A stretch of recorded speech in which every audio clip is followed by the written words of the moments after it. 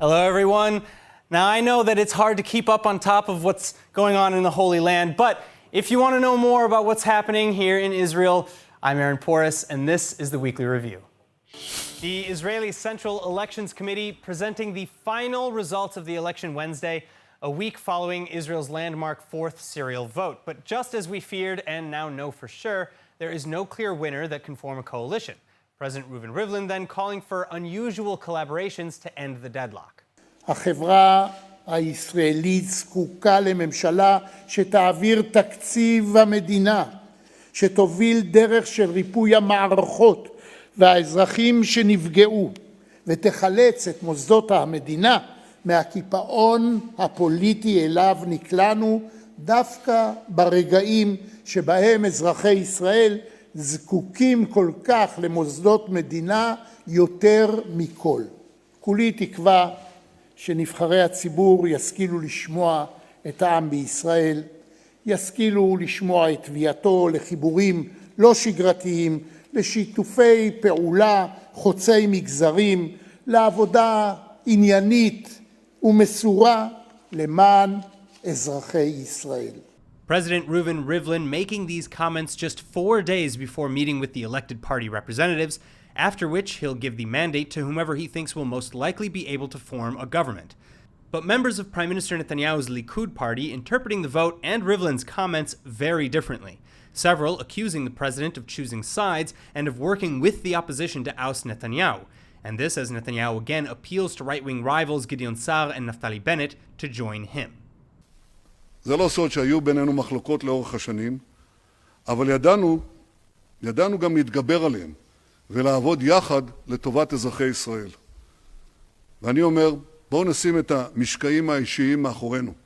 בואו נקים ממשלת ימין יציבה שתחזיק מעמד לשנים. מדינת ישראל ועתידה הם הדבר החשוב באמת. זה מה שהציבור העצום שתמך בנו בליכוד ובמפלגות הימין מצפה שנעשה. אני קורא לכם, חזרו הביתה למקום הטבעי שלכם, בימין. Bennett and Sa'ar, on the other hand, so far brushing Netanyahu off, with Sa'ar, for one, rejecting the offer outright on social media, blasting the Likud for its conspiratorial accusations against him and of the president, and promising to fulfill his commitment to the voters in neither supporting nor joining a Netanyahu-led government. Then Bennett, for his part, still playing it close to the vest, leaving out specifics but saying that he'll continue to make every effort to establish a good and stable government that'll pull Israel from the chaos. That said, he's still seemingly ignoring opposition leader Yair Lapid, Benny Gantz, and Gideon Sa'ar's offers to discuss a rotational coalition in which Bennett would reportedly get the first rotation as prime minister. And this, likely as Bennett has vowed already never to sit in a coalition that includes the Islamist Ram party, signing this pledge live on election night. Also, Bennett's leverage to be prime minister without a rotation is growing significantly anyway. A new poll showing that over 62% of anti-Netanyahu voters believe that Bennett would have the best chance to form a stable yet politically diverse coalition. Now for our daily COVID update, in a major breakthrough in the fight against COVID-19, Israel planning to give vaccines to adolescents as soon as they get FDA approval. Pharma giant Pfizer-BioNTech recently conducting successful vaccine trials among 12 to 15-year-olds, and the trials showing 100% efficacy amongst adolescents, leading Israel to jump at the opportunity to vaccinate this new demographic. However, Health Minister Yuli Edelstein's cautioning on Wednesday that vaccines will not be given until emergency use is authorized in the United States. Meanwhile, the infection rate rising only slightly overnight to 1.3%, active infections now at 7,200, and the death toll rising to 6,214. In other news, United States President Joe Biden quietly increasing aid to the Palestinian Authority far beyond what was made public. And just as a new government watchdog report alleging that U.S. aid failed to properly vet Palestinian beneficiaries of American tax dollars. Hannah Rifkin with the story. The General Accounting Office, or GOA, now recommending strict new measures be put in place for future donations, explaining that from 2015 to 2019, the U.S. Agency for International Development, or USAID, repeatedly failed in its vetting program. Specifically, the report saying that while USAID fully complied with vetting for primary recipients, it did not thoroughly investigate secondary recipients, many of whom are linked to Palestinian terrorism. Now, President Trump, in compliance with U.S. law, cut most funding to the PA over its continued salary payments to terrorists. So this largely reduced the U.S. aid problem. But in reversing Trump-era doctrine, President Biden now quietly increasing funds to the PA to the tune of nearly $100 million. Biden very publicly already launched a $15 million assistance program for COVID relief to the PA. But in a move that received nearly no media attention, the Biden White House also notifying Congress of intentions to spend at least $75 million on the PA to, quote, regain trust and goodwill with Palestinian society. It's unclear, though, if the $15 million in COVID relief is a part of the larger $75 million or in addition to it. What is clear is that this is evidence of a very clear shift in American policy towards the Israel and Palestinian conflict, especially as the U.S. State Department, meanwhile, announcing the lifting of sanctions against ICC investigators. Imposed by President Trump, the economic and visa sanctions targeted ICC Chief Prosecutor Fatou Bensouda and an aide over alleged war crime investigations in Afghanistan, Israel, and the Palestinian territories. Investigations that Israel, at least, condemns as biased. Moving along, as coronavirus infections continue to steadily decline, many Israelis are eagerly waiting to take flight. But the Israeli National Security Council is getting in the way with some new travel warnings. On Monday, the council advising Israelis against traveling to the United Arab Emirates and other countries across the region, citing the threat of attack by Iran. The council's anti-terrorism office explaining that Iran plans to harm Israeli targets abroad. And many Israelis likely to be upset by this new update, though. Dubai seeing over 67,000 Israeli tourists just December alone, following the establishment of ties through the Abraham Accords. In any case, though, Israelis now looking cautiously at trips to the Gulf. Israel, for the first time ever, is preparing for the opposite, an influx of Muslim tourists from the Gulf, especially from the UAE, which has had the second most efficient vaccination program on earth, just behind Israel. And both Israel's tourism ministry and tourism industry working hard to make sure that the new visitors feel welcome. Officials estimating that Muslim tourists will soon become a significant percentage of the millions of tourists who visit Israel in normal years. The United States Biden administration is still working hard to bring Tehran back to the negotiating table with respect to its ongoing and advancing nuclear program. The White House now even offering to remove some sanctions immediately just to get Iran to slow down a little. A far cry from Biden's original hard line in which his administration vowed not to remove any sanctions until Iran returned to full compliance with the JCPOA nuclear deal. The United States now offering a massive lifeline to the economically struggling Ayatollah regime in Iran.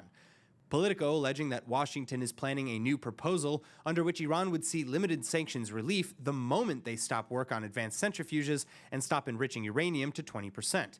Both the advanced centrifuges and uranium enrichment past 3.5% being in violation of the 2015 JCPOA nuclear agreement. And Politico sources close to the matter are explaining that the offer is, quote, more than anything intended to get the conversation started, as there have not yet been any direct talks between Washington and Tehran.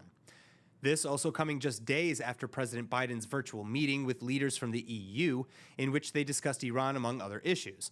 But Iran continuing to play its hand, rejecting Washington's offer and maintaining that they won't stop their violations until all sanctions are lifted, a position that analysts expect isn't going anywhere, especially as just days ago United States officials suggested a softening on Tehran, saying that it's unimportant who first returns to compliance with the deal. Ironically, though, perhaps the best way to get Iran to slow or even stop its nuclear ambitions is to just maintain these same sanctions. International reports claiming that Iran's only functioning civilian power plant, Bushehr, is facing shutdown this year over the banking restrictions imposed by the United States under President Trump. Deputy of Iran's Atomic Energy Organization, Mahmoud Jafari, explaining that currency fluctuations and problems relating to banking sanctions have complicated efforts to meet the reactor's operational and maintenance costs, as well as to make payments to Russian contractors. Perhaps the most alarming to Israel, however, is not the lifeline offered by Washington, but by Beijing. The Chinese and Iranian foreign ministers on Saturday signing a 25-year cooperation agreement, reportedly including Chinese investment in key sectors like energy and infrastructure, and this making good on a 2016 agreement to boost bilateral trade by about $600 billion over a decade. 全面战略伙伴关系发表联合声明，双方同意达成一份全面合作计划。经过沟通商谈，不久前双方就全面合作计划内容达成一致。3月27日，王毅国务委员兼外长在应邀对伊朗进行正式访问期间，同伊朗外长扎里夫共同签署了中伊全面合作计划。But the deal also reportedly includes commitments to joint military cooperation, training, research, and intelligence sharing. Former IDF military intelligence chief and current head of the INSS, Amos Yadlin, saying that on a fundamental level, China opposes an Iranian nuclear bomb, but on the other hand, isn't helping to stop Iran. Yadlin adding that Iran needs China's political support to stop the U.S. from pressuring it, and that the Chinese understand that they can be more aggressive with Biden than they were with Trump. That said, many experts are looking at the China-Iran deal critically, saying that while China wants cheap oil, they won't risk other more important or even more lucrative ties for the Ayatollah's sake. More tensions are arising between police and Israel's Arab population after a mentally disabled man was shot and killed by an officer in the city of Haifa. According to police, 33-year-old Munir Anabtawi was running around with a weapon when his mother called the cops to the scene for help. Police say when they arrived at the scene, he brandished a knife. In response, a police officer shot him in the back, and he later succumbed to his injuries in the hospital. The sister of the victim, speaking to Israeli media, says her mother called the police to help her brother, and they came to shoot him in the back. Another family member accusing the police of assassinating him. A thorough investigation has yet to be carried out, but the officer's superiors and comrades believe he will be exonerated. Well, the IDF carried out this week its first ever joint exercise between an elite commando brigade and a home front command battalion, reenacting emergency scenarios in enemy territory.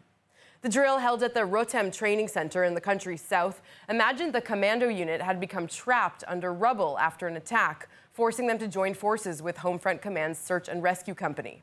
The drill follows lessons learned from wars in Lebanon and Gaza, where Hamas and Hezbollah would attack buildings used by IDF units, causing them to collapse on soldiers. A lieutenant colonel involved in the drill said the soldiers in these units must be soldiers who can bear the mental burden, operate under fire, and understand the complexity of the situation. Well, following the signing of the Abraham Accords last year, it was just a matter of time until Bahrain appointed an official ambassador to Israel, and that time has finally come. Khaled Youssef Al-Jalahama will assume the position after being appointed by the country's foreign minister and being approved by Israel's foreign minister, Gabi Ashkenazi. Jalahama's resume includes having been director of operations at Bahrain's foreign ministry and deputy chief of mission at Bahrain's embassy to the U.S. from 2009 to 2013. Ashkenazi sharing a phone call with his Bahraini counterpart over the decision, saying on Twitter the opening of the embassy and appointment of the first Bahraini ambassador to Israel prove the strong bond being forged between the two countries. A Bahraini team is expected to arrive in Israel in the coming weeks to set up the embassy in the Tel Aviv area. Speaking of politics, we return for a moment to the Palestinian Authority, where the coming parliamentary elections have been thrown into chaos. This as convicted terrorist and imprisoned Palestinian leader Marwan Barghouti announcing his resignation from the Palestinian Authority President Abbas's Fatah party and the formation of a new rival slate just an hour before the deadline to submit one. And the joint slate, named the Freedom Party, is including other defectors from Fatah, and it's led by Barghouti's wife, Fadwa, as well as the nephew of Palestinian leader Yasser Arafat, Nasser al-Qudwa. Freedom candidates, meanwhile, saying the party will bring change that Palestinians need. هذا الشعب العظيم ويؤكد على أنه مهما كانت تضحياته سيبقى إلى جانب الشعب الفلسطيني وبينهم وإن شاء الله الحرية قادمة لأسرانا. أن تسجيل قائمة الحرية التي يتشارك بها الدكتور ناصر القدوة والملتقى الوطني الديمقراطي مع الأخ القائد مروان البرغوثي، والتي تهدف إلى التغيير الذي يحتاجه الشعب الفلسطيني. Marwan Barghouti himself, though, curiously missing from the list, leading to increasing assumptions that he'll instead run for president in the July elections opposite Abbas. It's still unclear, however, whether Barghouti will absorb Abbas's base in elections or just divide voters who stand against Islamic Gaza terror group Hamas. It's also unclear how Barghouti would effectively lead anyway, assuming he won, as he's been imprisoned since 2002, serving 5 life sentences in Israel for promoting the First and Second Intifadas, as well as orchestrating several deadly suicide bombing attacks targeting both Israeli military and civilians. Moving on, Israeli athletes killing it on the world stage this weekend, starting with Israeli rhythmic gymnast Linoi Ashram, who won gold in the all-around individual event on Saturday at the Gymnastics World Cup in Bulgaria, one of 4 World Cup events before the 2021 Olympics this summer and a qualifier for the Olympics as well. Competing in the hoop, ball, and clubs and ribbons categories, the 21-year-old Ashram then also picked up a second gold and a bronze medal for individual challenges. But Ashram is no stranger to top marks in the world stage, having continued to work tirelessly with her trainer both before and after winning gold in Ukraine last year, becoming the first Israeli European all-around champion in the process as well. The holiday of Passover beginning over the weekend, and Israelis taking full advantage with coronavirus waning and the whole country more or less reopened. Jews around the world celebrating Passover this week with the first night's meal, or Seder, held on Saturday. The holiday marking the Jews' exodus from slavery in ancient Egypt, families in Israel hosting guests with peace of mind for the first time in a long time as COVID lockdowns are lifted, and Israelis at the new embassy in the United Arab Emirates similarly celebrating with Israeli Ambassador Eitan Naeh sharing moments live online.